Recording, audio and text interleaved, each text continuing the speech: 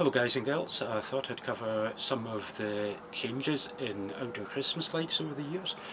In the past we had a limited number of options. You could run lights direct from the mains with a residual current device, RCD. You could run them via an isolating transformer, and typically those yellow building site transformers were fairly common. Or you could run them off safe low voltage, maybe 12, 24, 48 volts.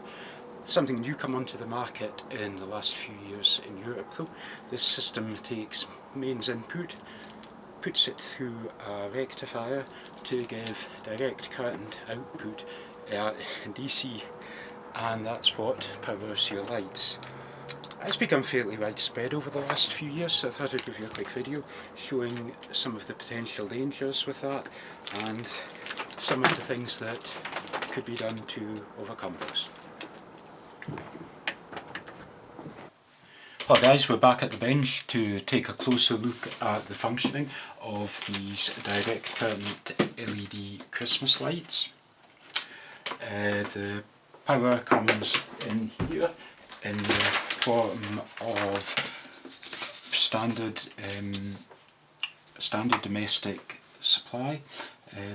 That's alternating current, so we've got on phase an alternating voltage with respect to time, and on neutral, well, neutral should be at or fairly close to ground. This then goes through a bridge rectifier, and the bridge rectifier rectifies the alternating voltage into an approximate DC direct current waveform that then goes to the output terminals to drive the LEDs. Now the question that goes through your mind is, what happens if these output terminals come into contact with water, if they come into contact with rain, if they fall in a puddle, even worse if they come into contact with salt spray from the sea or salty water from the street. So let's have a look and see what happens. We'd guess in theory that if these two terminals both come into contact with water, the whole body of water would end up sitting at a voltage of somewhere in the region of 90 to 110 volts DC with respect to ground, which would potentially be an extremely dangerous voltage. Well, let's bring in our multimeter. We'll set that to measure DC, not AC. Let's bring in our puddle and let's have a look at what happens when one of these does end up in a puddle.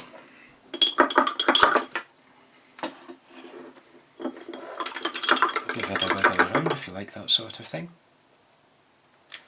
And we've got in the region of 103 volts DC. Now I have to emphasise to you, this isn't alternating current, this is direct current. If it were alternating current, I possibly wouldn't be so concerned about this, but because it's direct current, this is potentially extremely dangerous. I'll disconnect that immediately. What can be done about this?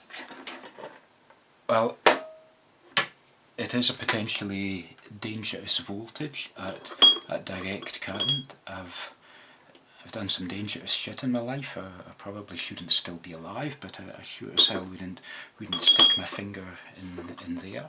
But fortunately there are some steps that can be taken to mitigate the dangers, particularly to young children or to anyone with a heart condition.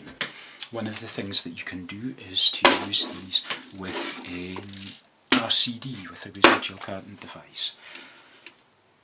Now, a lot of people regard there as being only one type of RCD, and whenever current leaks to earth it will safely disconnect the supply. That is not the case. There are several different standards for these. The oldest type will trip only if alternating current leaks to earth. If the current leakage is DC or pulse DC of the sort that we would get with a rectifier in the circuit like this, the oldest type of these would not trip. So it's extremely important to have the appropriate type of RCD. To find out more about RCDs, I'd do a shout out to two wonderful people who've been my inspiration on here. One is BigClive.com in Glasgow. He's got some wonderful videos where he actually takes these apart and shows you how they work inside. And the other is the legendary John Ward, who has some wonderful videos explaining the different standards for these and explaining which types can and cannot trip in this potentially lethal DC earth leakage situation. Other steps that we can take, it's fairly usual to have these wonderful two-part silicon compounds. They come as a gloopy liquid. You mix them together in equal volumes, fill them in as a liquid, and that liquid then sets into a silicon gel, which maintains the circuits. It protects watertight, but which can easily be pulled out by hand if that needs to be reworked in the future. In the past we'd use tar or epoxy compounds. They were very strong. The difficulty with tar, if there was any fault, of course it would begin to melt, and the difficulty with both tar and the epoxy compounds was that once they were in place, reworking anything in there was extremely difficult. The modern silicon compounds are much easier. The other thing that is an enormous improvement with this type of setup, and I've taken another of these, this one is dry, I wouldn't do this with a wet one, is take silicon grease. Now it's important here, this is silicon grease, not normal hydrocarbon grease. A normal hydrocarbon grease is inflammable and would be a danger in a fault situation, and it would also often, most hydrocarbon greases have a tendency to attack plastic, and particularly rubber components such as the seals here. Where I've seen these devices fail a very common failure mode in the past is they are put together, they're screwed together, and these seals just simply aren't precise enough, they aren't strong enough to keep them watertight. So what I do is a trick from my time in armed forces, and it's a wonderful trick, is to take a small amount of silicon grease, put that into the connector, and work that in, and that way the silicon grease will form a watertight layer that protects this connection from moisture ingression, even when, as the case here, those sealing O-rings aren't perfectly watertight. The pressure of the two connectors displaces the silicon grease and allows you to get a good electrical connection.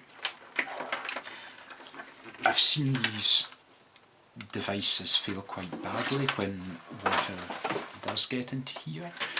Because we have direct current here, we get electrolytic effects, and over time those connectors can corrode and eventually break all the way through.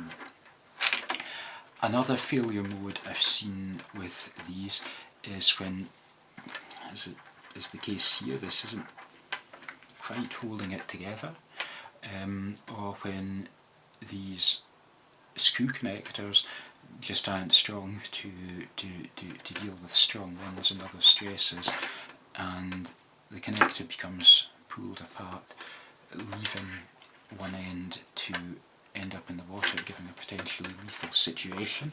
So something that we can do to guard against this, and this definitely isn't in the book, is to use cable ties.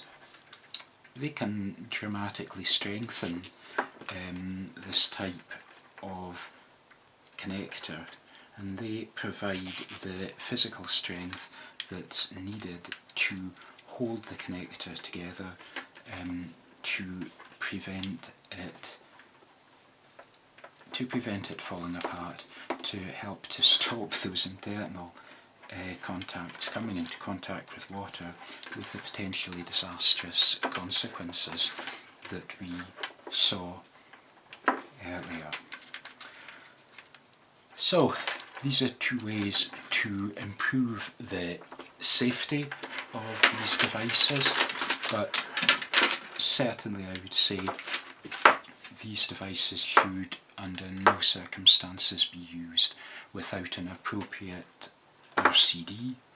That RCD must be one that's capable of breaking on a pulsing DC or DC current as well as on AC currents. And for more information about those, for an explanation of the different types available, have a look on John Ward or on BigClive.com, two wonderful YouTube channels. Thank you very much, and I'd like to wish you all a Merry Christmas, wish you an electrocution-free Christmas, and also ask you at Christmas to bear in mind that electrical hazards aren't the only hazard people encounter at Christmas. Christmas can be an extremely lonely time, so please bear in mind those who don't have their families around them this Christmas, particularly my colleagues from armed forces or from fire service who might be alone this Christmas, anyone else who might be alone. Bear them in mind, help them to join, and very merry, and I hope electrocution-free Christmas to you all.